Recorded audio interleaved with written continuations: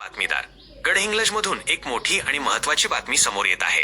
हिरण्यकेशी नदीवर नव्याने बांधण्यात येणाऱ्या भडगाव पुलाचा पर्यायी रस्ता गुरुवारी रात्री एका बाजूला खचला आहे।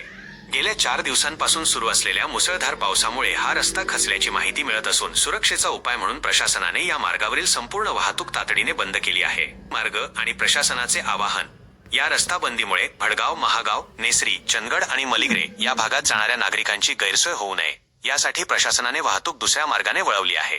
फिकट आणि मध्यम वाहनांसाठी इंचनाळ गजरगाव मार्ग किंवा दुंडगे जरळी मार्ग वापरण्याचे आवाहन करण्यात आले आहे। अवजड वाहनांसाठी मोठी अवजड वाहने आजरा मार्गे चंदगड आणि नेसरी भागात वळवण्यात आली आहेत। तहसीलदार ऋषिकेश शेळके यांनी नागरिकांना आवाहन केले आहे की खचलेल्या रस्त्यावरून प्रवास करण्याचा कोणताही धोका पत्करू नये आणि प्रशासनाने दिलेल्या पर्यायी मार्गांचाच वापर करावा।